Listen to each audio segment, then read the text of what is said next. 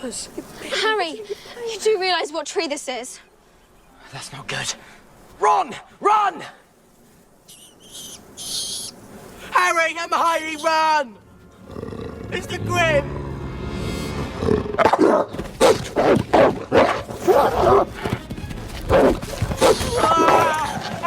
Harry!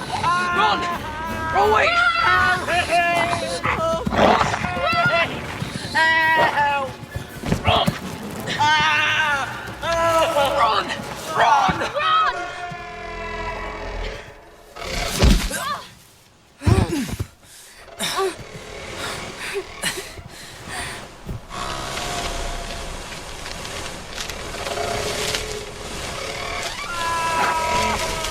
Come on.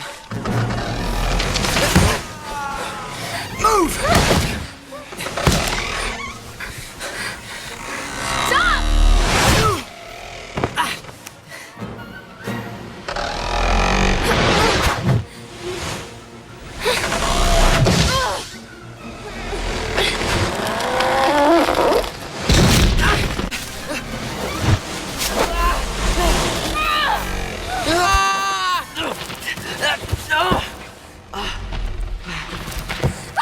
Oh, I'm sorry. Don't worry. Where do you suppose this goes? I have a hunch. I just hope I'm wrong. We're in the Shrieking Shack, aren't we? Come on.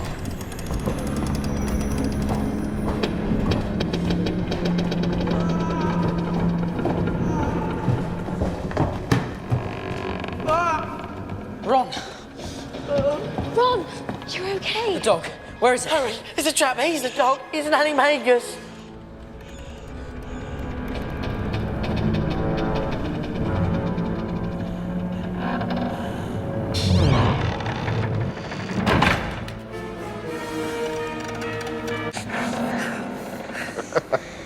Are you going to kill me, Harry? Expelliarmus! Well, Sirius, looking rather ragged, aren't we? Finally, the flesh reflects the madness within. Well, you'd know all about the madness within, wouldn't you, Remus?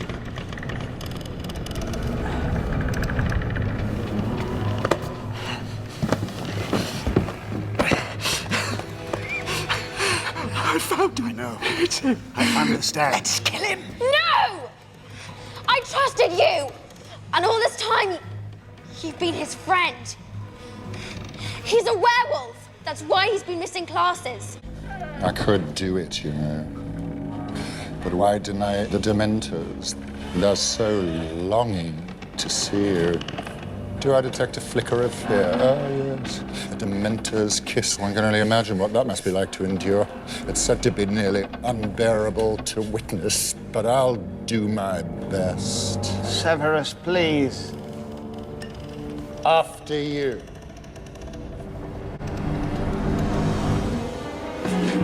Expelliarmus! Harry, what did you just do? You attacked a teacher. Tell me about Peter Pettigrew. He was at school with us. We thought he was our friend. No, Pettigrew's dead. You killed him. No, he didn't. I thought so too until you mentioned seeing Pettigrew on the map. The map was lying then. Matt never lies. Pettigrew's alive. And he's right there. Me? It's mental. Not you. You're rat. Scabbers! Leave him alone! Get off him! What are you doing? Scabbers!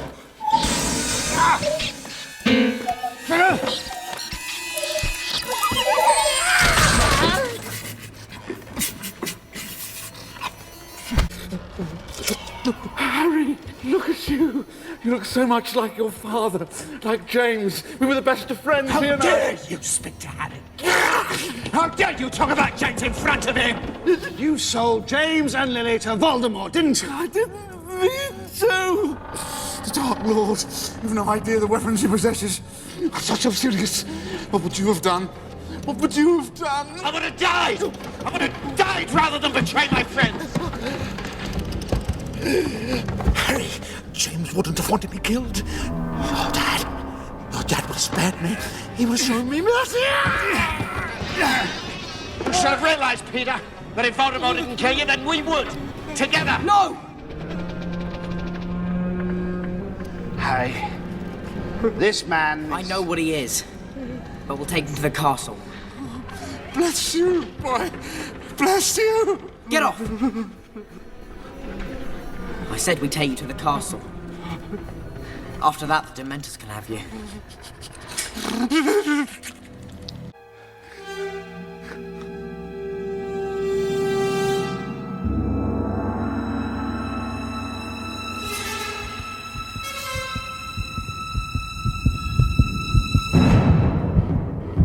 Remus, my old friend, have you taken your potion tonight? You know the man you truly are, Remus. This heart is where you truly live. This heart here. This flesh is only flesh. Expelliarmus!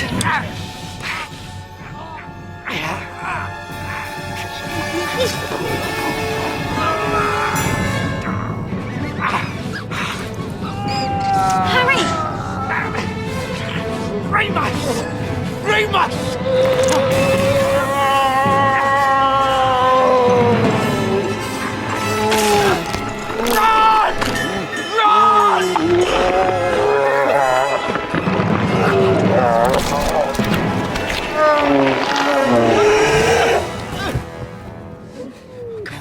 Wait, wait. Hermione!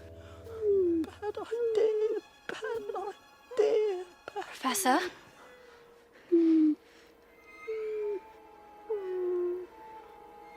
Professor Lupin.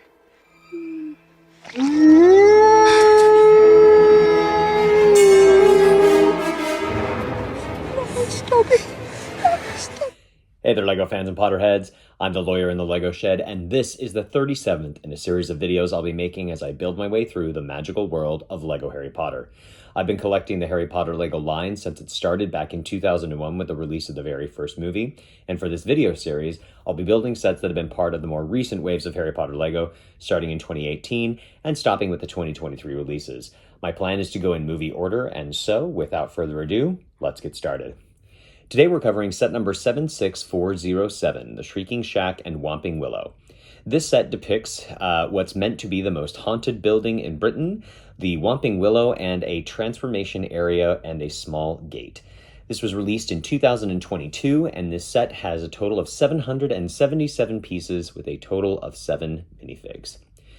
For some quick historical context, this is actually the second time the Shrieking Shack has been depicted in LEGO form. The first time was back in set number 4756 in 2004, with the release of the very movie it's inspired by, The Prisoner of Azkaban.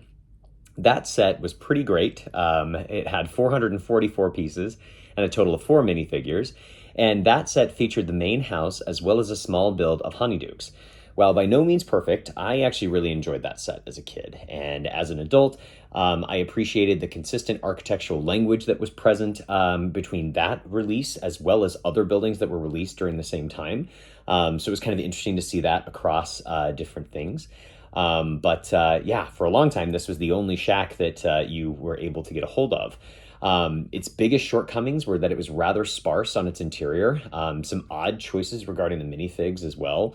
And then a very lackluster Honeydukes, which was effectively just a little folding frame and edifice. One element that it did have going for it was a really kind of odd but fun thing, this transformation chamber, where you could put the animagus form of one of the characters and then swap them into their human form. So that was kind of a fun little piece there. Didn't work quite so well with Lupin because you actually had to put on the head of him in order to make it work. It's kind of just like putting on a mascot headpiece. But ultimately, it was a fun inclusion to have. So after 18 years of nothing went on the Shrieking Shack front, we finally get 76407, a welcome update to include in the new waves of Harry Potter LEGO.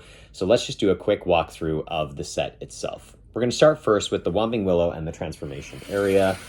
As you can see here, it's kind of a little contained thing with this little aerial that is meant to be the moon covered in clouds. Right off the bat, you can see that we have a very different orientation of the Whomping Willow than we did when we last saw it, which was in 75953. This intense angle is maybe intended to be allowed for the characters to access the tunnel underneath. I'll kind of show you the inside here. Gives the impression of a tunnel. There's not obviously anywhere for it to go, but they also did include this area here, which is clearly an area you can go right through. So kind of an odd choice to have it be at such an intense angle. It does have a play feature, much like the first one, that allows for the twisting motion to occur. And for the most part, this is very much the same kind of build with minor adjustments to the Willow itself. Beyond that, it is, I think that this motion was meant to be much more reminiscent of the motion that we see with Harry and Hermione in the scene. And, you know, does feel quite effective when thinking about it that way. As for the transformation chamber itself, we have a small rotating platform and a rock edifice that conceals, ideally, the werewolf minifigure. So I'll just show you here, like, basically when it's sitting like this, it just looks like rockery. And then you can place the werewolf minifigure on the interior, and then the moon, which is a glow-in-the-dark element here, then makes it visible, as though, you know, the werewolf has now been revealed. So, kind of a fun little element there, one that I don't know was entirely necessary since we weren't doing the whole transformation component, but still a fun inclusion. There also are some sets down here that you could put the Professor Lupin minifigure in order for him to be part of that transformation. So an interesting inclusion, but ultimately one that we'll talk a little bit more about whether or not it's kind of necessary for the whole thing. Okay, so after our Whomping Willow and transformation chamber, which we'll just set over here, we have a nice little gate area. Basically, this is something that we kind of see featured in some of those shots of when everyone is going to Hogsmeade for the first time, as far as Harry being there, and the encounter with Malfoy. So nice little rundown gate area to kind of separate this from the rest of Hogsmeade, which I thought was a great inclusion. Not a lot going on, but it does a great job of looking run down. And then, of course, we have the shack itself, which I will just move to the center here. And I'll kind of give some angles. I think overall, a lot of great elements here to kind of take in. From the outside, it appears to be roughly 3 stories tall, which is identical to how it appears in the movie. The designers also managed to impressively build the kind of strange angle that the house appears to be at. Kind of that twisty, odd angle that we get right into the build itself, making it feel like it's running down and almost on the verge of collapse. We've got the whole thing covered in snow, and you can see that the boarded up windows are all over the front. So really just very effective. Even this like little chimney area here, again, continuing that odd angle that we have for the house. Instead of just straight up and down, we have this kind of twisting, curving motion that looks really great.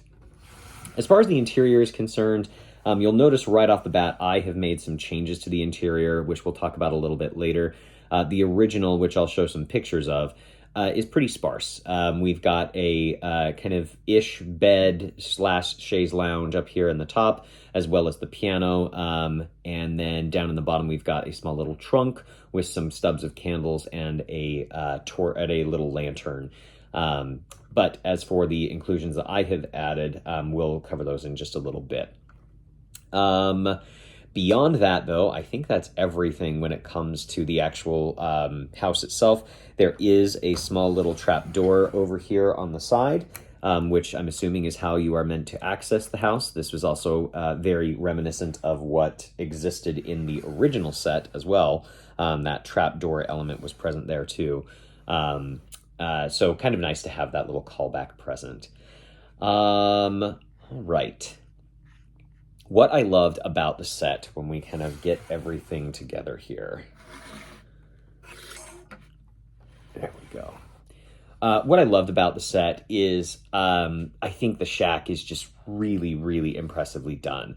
It's amazing how movie accurate that they were able to get this to work, and it feels like a very worthy successor of the 2004 edition. I also really appreciated the minifig selection here. We'll cover that in just a bit, but we have all the major players from this scene, with the exception of Professor Snape, but he seems to be a somewhat forgivable omission here given the nature of his role, specifically in the scene, and the timing of his appearance.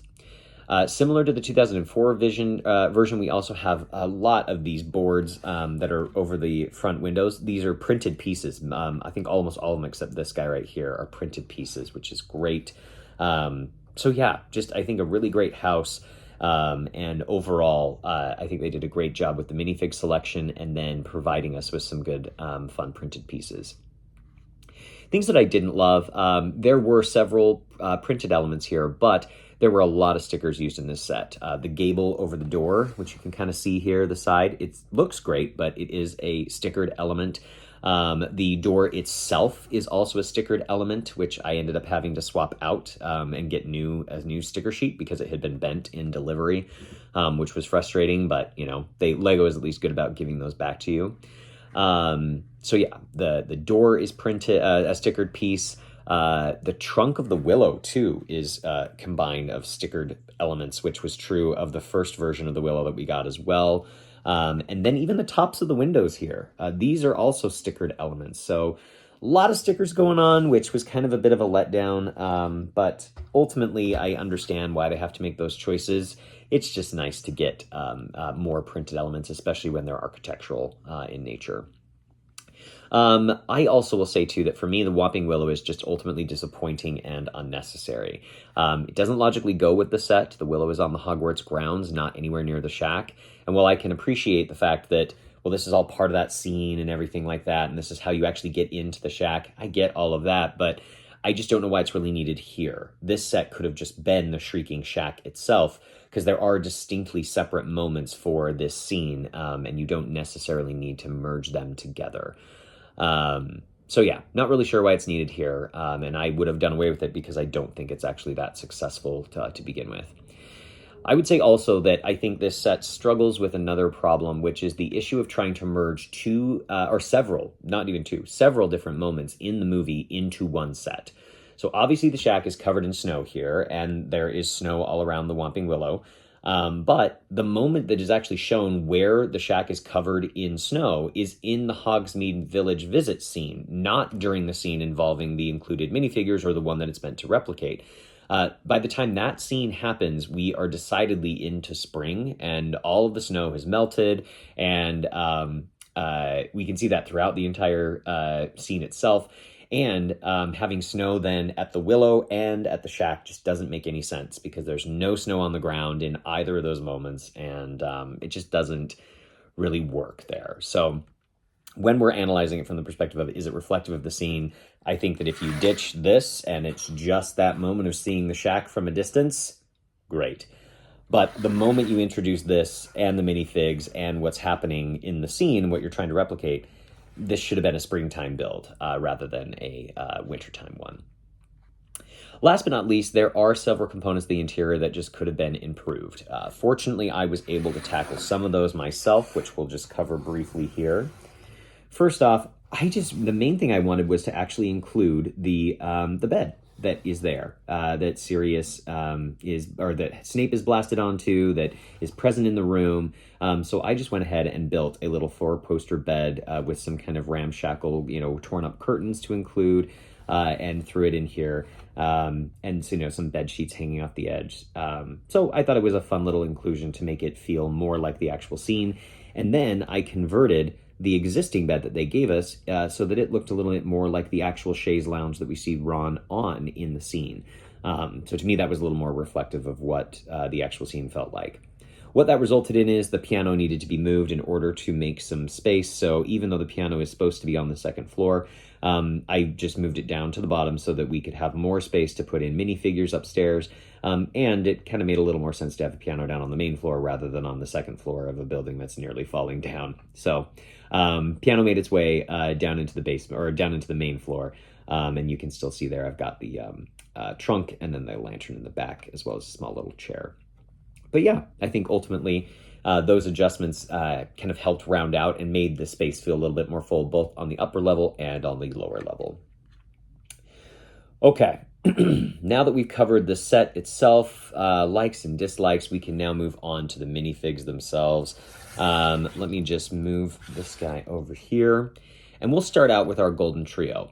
All three of them are non-unique to this set, so they appear in at least one other set.